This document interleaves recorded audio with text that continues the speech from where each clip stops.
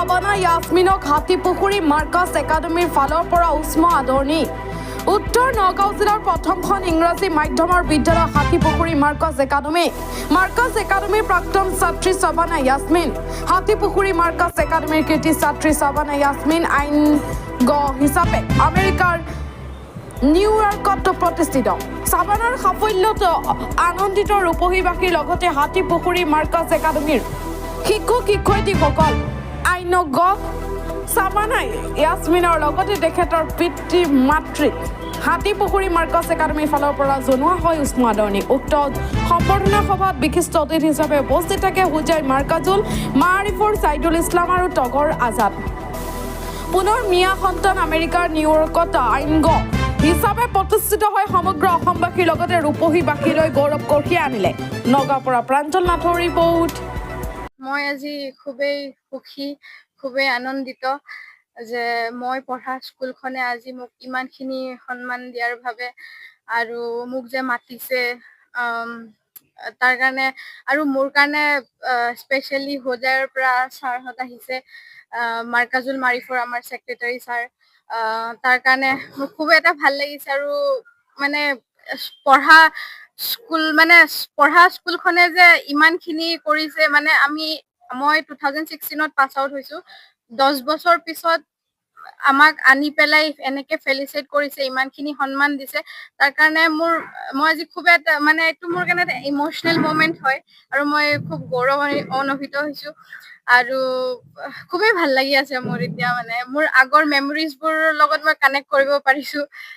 সেইখিনি ছাৰহঁতৰ মৰম, ছাৰহঁতৰ ভালপোৱা, সেইখিনি আৰু ছাৰহঁতৰ দোৱা আছে, সেইখিনিৰ কাৰণে আজি যিমানখিনি পাবলৈ সক্ষম হৈছো।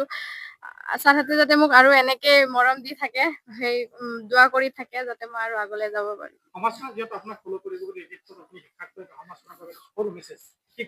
Basically, I was the student of science background. মই 11-12 science background তে পঢ়িছো।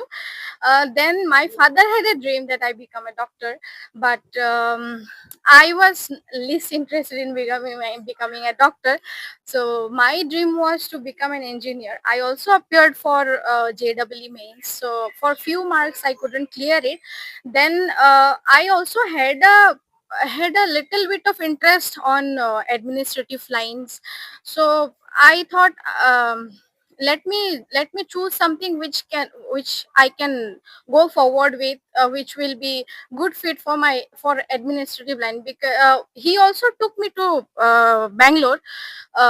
বেংগলোৰত মোক লৈ গৈছে মেডিকেল এডমিশ্যন দিবলৈ, কিন্তু তাৰ পৰা মই ঘূৰি আহিলো, মানে এডমিশ্যন নললো। মই তাৰপিছত মই ল এডমিশ্যন লৈছো। I have faced a lot of failures also'.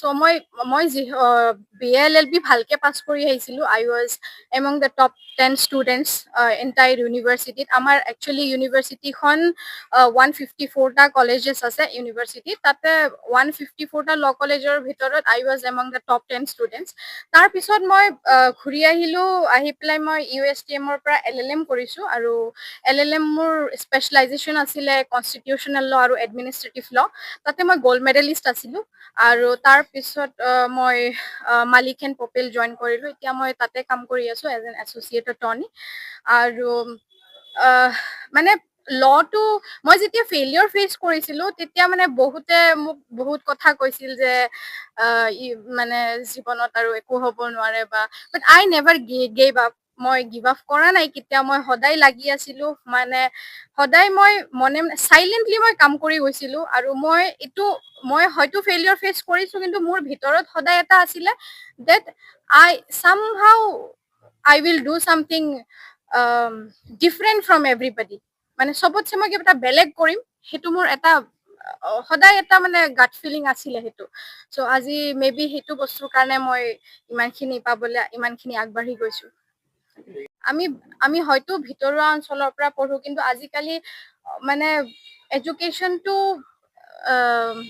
মানে চবৰ কাৰণে এক্সেচিবল হ'ব লাগে, আৰু এইটো সম্ভৱ হৈছেও।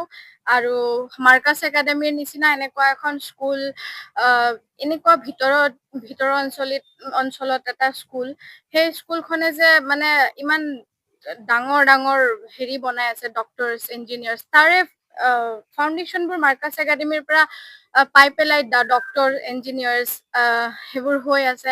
তো তাৰ কাৰণে মানে মানুহবিলাকে একচুৱেলি মানে হেৰি কৰিব লাগে মানে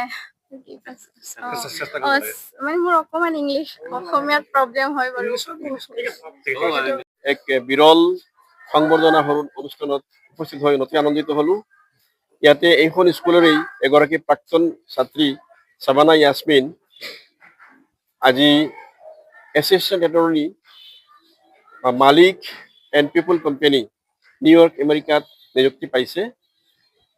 তেখেতে এইখন স্কুলৰ লগতে তেখেতৰ পিতৃ মাতৃ আৰু এই বৃহত্তৰ হাতীপুখুৰী এলেকাৰ সকলো সমাজসেৱী শিক্ষক, এইখন স্কুলৰ প্ৰধান শিক্ষক লগতে সমাজসেৱী সকলোকে তেওঁ গৌৰৱান্বিত অনুভৱ কৰাইছে। আমি সকলোৱে অনুভৱ কৰিছোঁ এক বিৰল এক কৃতজ্ঞতা। মই এই সভাত উপস্থিত হৈ আৰু ইয়াতে সুযোগ পাই মই মৰকজুল মাৰিফ আজমল ফাউণ্ডেশ্যন আৰু আমাৰ গোটেই এই স্কুলৰ যিসকল ষ্টাফ আছে তেওঁলোকৰ ফালৰ পৰা চাবানা ইয়াছমিনক ধন্যবাদ জনাইছোঁ, কৃতজ্ঞতা জ্ঞাপন কৰিছোঁ আমাক ধন্য কৰাৰ কাৰণে। লগতে তেওঁৰ সফল মাতৃ আৰু পিতৃকো মই ধন্যবাদ জনাইছোঁ। তেওঁলোকে এনেকুৱা এগৰাকী সন্তান জন্ম দিছে, যিজনী আমাক এতিয়া সকলোকে গৌৰৱান্বিত কৰিছে। মই এইখন স্কুলৰ উত্তৰোত্তৰ কামনা কৰিছোঁ। লগতে চাবানা ইয়াছমিনকো মই আকৌ এবাৰ ধন্যবাদ জনাইছোঁ আৰু তেখেতৰ যিটো কৰ্মজীৱনটো আৰু সফলময় হোৱাক কামনা কৰিছোঁ আৰু আশা কৰিছোঁ এনেকুৱা এই ভিতৰুৱা অঞ্চলৰ পৰা ল'ৰা ছোৱালী এনেকুৱা সুশিক্ষা তেওঁলোকে অৰ্জন কৰি আমাক সকলোকে আৰু গৌৰৱান্বিত কৰিব ভৱিষ্যতে। তেনেকৈ যদি আপোনাৰ গাঁৱত প্ৰতিভা সম্পন্ন ল'ৰা ছোৱালী থাকে তেনেহ'লে আপোনালোকৰ মাৰ্কাছ একাডেমীত কিবা ধৰণৰ মই চাবানা ইয়াছমিনৰ এই সফলতাৰ কাৰণে মই অত্যন্ত সুখী হৈছোঁ। তাই গৈ পেলাই আমেৰিকাৰ নিউয়ৰ্ক চিটিত এখন ৰিপৰ্টেড কোম্পানীত গৈ পেলাই এছিষ্টেণ্ট এটৰ্নী হিচাপে নিযুক্তি পাইছে। তাৰ কাৰণে মই নথৈ আনন্দিত হৈছোঁ আৰু ইয়াৰ কাৰণে মই প্ৰথমে সৰ্বশক্তিমান আল্লাহৰ ওচৰত শুক্ৰিয়া আদায় কৰিছোঁ আৰু লগতে আমাৰ SMC অৰ্থাৎ এই বিদ্যালয়ৰ মাৰ্কাছ একাডেমী হাতীপুখুৰী ইংৰাজী মাধ্যম বিদ্যালয়ৰ প্ৰতিষ্ঠাপক সদস্যসকলক মই আন্তৰিক ধন্যবাদ জ্ঞাপন কৰিছোঁ।